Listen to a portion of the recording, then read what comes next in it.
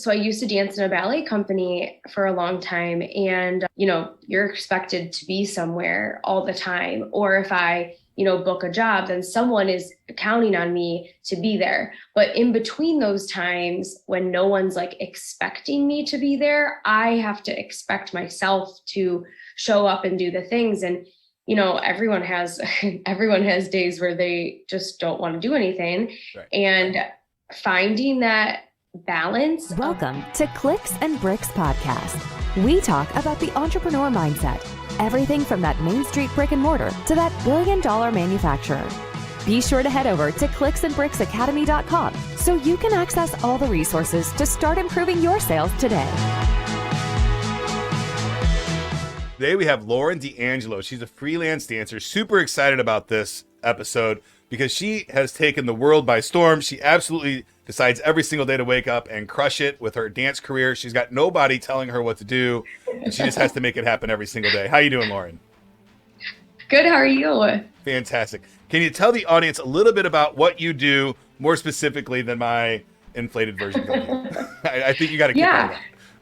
I mean, I enjoyed it, but so I am a freelance dancer and choreographer. So I have danced in a variety of companies all over the nation, as well as choreographed for kids competitions, studios, companies all over the nation as well. It's been really, really rewarding getting to work with all kinds of different people.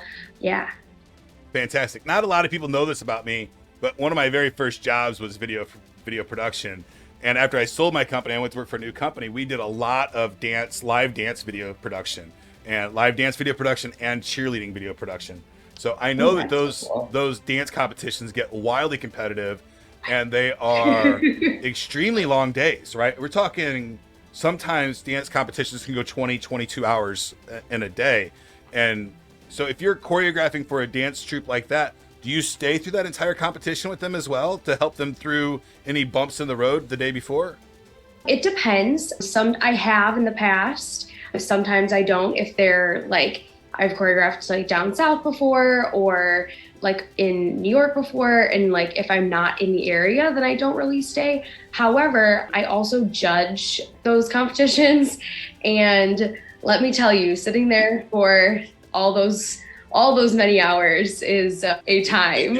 Absolutely. I always enjoyed the cheerleading competitions over the dance competitions just because I like seeing the really high, really high air work. But it was definitely interesting. Now you've made the decision, and I'm just making a wild assumption here that you absolutely love dance. It's a passion of yours, and you love it, right? This is not just a job for you; it's part of who you are.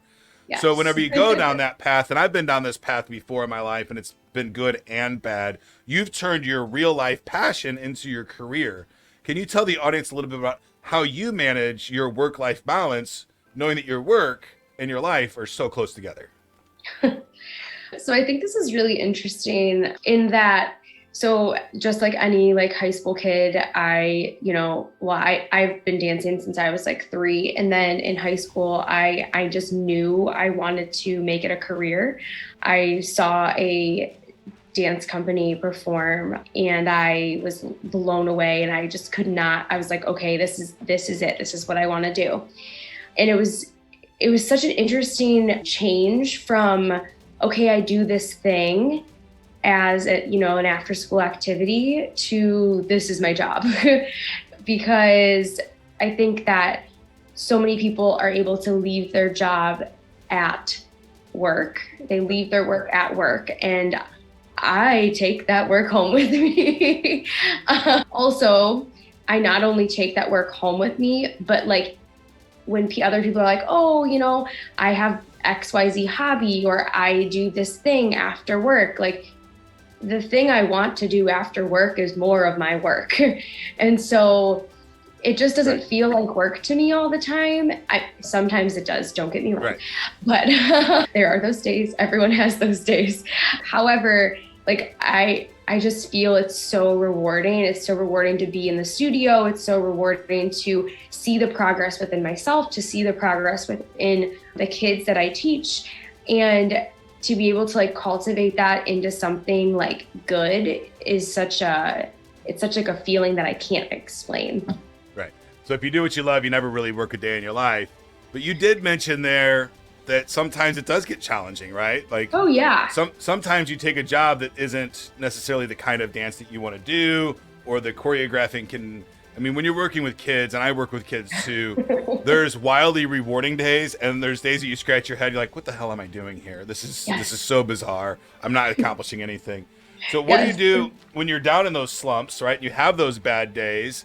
You don't have a boss that's calling you and saying, hey, where are you at? You don't have other employees that are reporting to you saying, hey, where are you at? How do you get the motivation on those bad days to get up and muscle through the thing when you really just don't feel like doing it? Yeah.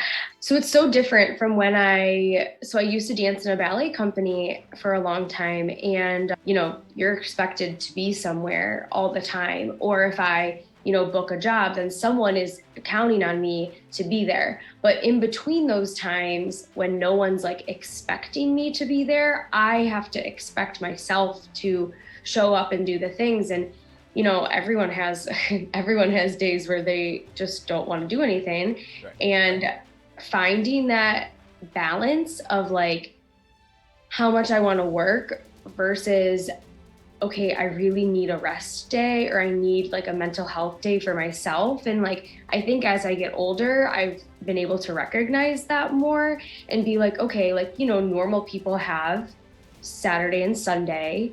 If you work a 9-to-5 job, then you have Saturday and Sunday off. And I can take 2 days off too. It doesn't have to be Saturday and Sunday. It can be any day I want it to be if I don't have like a job lined up. But I also need those days. I mean, some weeks are fine. Some weeks I'm like, okay, let's like do this thing. And other weeks I'm like, okay, we need some time. Right. So I think with age, it has like really, really helped. And giving yourself the scheduled time off. Yes, 100%. Right. Like if you would have asked me this question like 10 years ago, I would have been like, I never take any time off. Work. This is what I do. Because like you love it and you don't want to let anyone down, but you have to put yourself first sometimes. Fantastic. So if you could go back and tell that high school Lauren one thing about the dance career, about what you're going on, and give her some advice, right, on where you're going to be over the next 10 years, what would that advice be? I would say that I would tell my high school self to chill a little bit. I thought that I needed to be all the way like at like Z when I was really just at like B or C in the alphabet. And like, I wanted to jump all of these steps, all of these stepping stones to be in a place where it takes time to get there. Right. So allowing yourself to take that time instead of expecting yourself to be somewhere that, an 18-year-old's just not going to be. Right. So a little bit of enjoying the journey, right? Yeah. And a little bit of patience, a little bit of both on those sides. I agree. Those are two things that I would have told myself a long time ago too. Is like, hey, enjoy this journey, right? Because it's going to be a lot of fun. You're going to learn a whole lot of things, and you're just not ready to be where you want to be yet. And you're going to have a whole lot of patience because it's not going to come patience nearly as fast as you want it to. So today, I mean, we live in 2022. It's a different world than even 3 years ago, right? Pre-pandemic, right? A totally different world than we used to live in. And I really believe that storytellers and artists, this is their generation, right? This is the new Renaissance era that we're currently in with a lot of the technology and stuff. So, but there's going to be a lot of artists hitting the world over the next couple of years. And I think you have some very interesting advice for them about your agent and how you negotiated your contract with your agent, because you have an agent, but you're also a freelancer, and you can book jobs with your agent, or you can book them freelance. Can you tell a little bit about how you negotiated that with your agent, how you were able to take a non-exclusive agent on board? Yeah. So when I booked with my agent, I was pretty clear that I've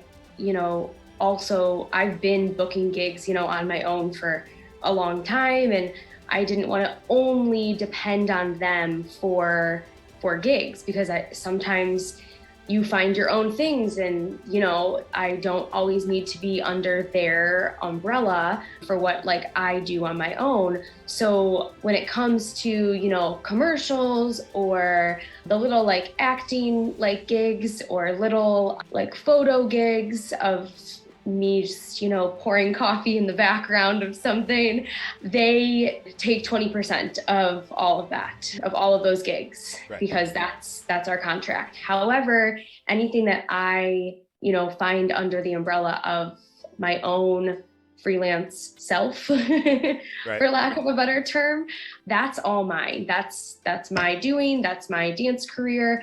They just get me indoors that I myself would not be able to get myself into. Fantastic. I think this is wildly important to understand. It doesn't matter if you're a dancer, a combat sports person, an artist, any of those things. A lot of the agencies and a lot of promoters will try to get you to sign exclusive contracts. Yes. Sometimes it makes sense, sometimes it doesn't. I recommend talking to a lawyer about that, or some kind of financial advisor, at minimum financial advisor, but probably a lawyer, and really understand where you're at and negotiate the exclusivity down as much as possible, right? I know for combat sports, sometimes it's like 3 matches, right, over the next 6 months or something like that. So don't put yourself in a position, unless the payday's really, really good, of exclusive contracts with agents, because you can get an exclusive contract with an agent and not get any work, and you can't fire the agent.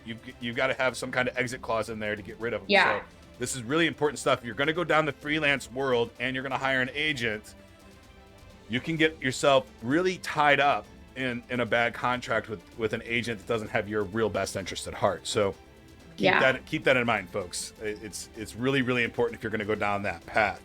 So Lauren, you've given me some insight on how some of the industry has changed for you and some of the new types of gigs that you have.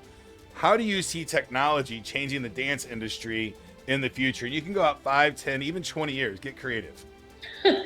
I think that it's going to change the industry significantly, to be quite honest. I think that, when I go online and I try to find tickets to a Broadway show, a ballet, whatever, tickets are really expensive. And I think that the more we as artists put things online, we can make things available to people that might not be able to afford, a $200 ticket to go see a 90-minute show.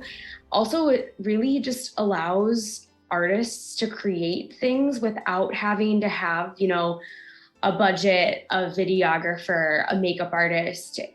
The list goes on and on and on, at their fingertips, at their disposal, to create this like huge work of art. It can be a 30-second TikTok, it can be a 60-second Instagram reel or whatever. And like people, they can still have the recognition and people be able to view it without, all of those things I listed before. Absolutely. If TikTok has shown us anything, the human race loves to create. Like we create at breakneck speeds. Doesn't have to be quality. We just love to create and keep making new stuff, right? So I absolutely love it. The world is starting to catch up to where my mind is and what the things that I want with the instant availability and being able to change things, and the virtual reality worlds are so much fun. I think, I'm not a huge artsy kind of guy, but I think, a virtual reality Cirque du Soleil would be fantastic, right? It'd be very cool. Something that you can't see the Blue Man Group, and all those things that you have to go to Vegas to see that are geographically locked. Now you can kind of see those shows or experience those shows in virtual reality or augmented reality. So I'm super excited about the future of technology and where we're going. Lauren, if somebody wanted to book you for a show or hire you as a choreographer, how would they get in contact with you? You can head to my website, www.laurendangelo.com, and there's the little contact tab right at the bottom, I believe. Fantastic. Good job on having the call to action right there on the main page. It's very, very important stuff. Thank you so much, Lauren, for your time today. I had a blast, and I hope to get to talk to you again soon. Of course. Thank you so much. I appreciate it. That's it for today's show, folks. Again, if you'd like to join my text line community, it's 314 370-2871. You can ask me any question you want about business or technology, and I will give you an unbiased, absolutely free answer. Get to work.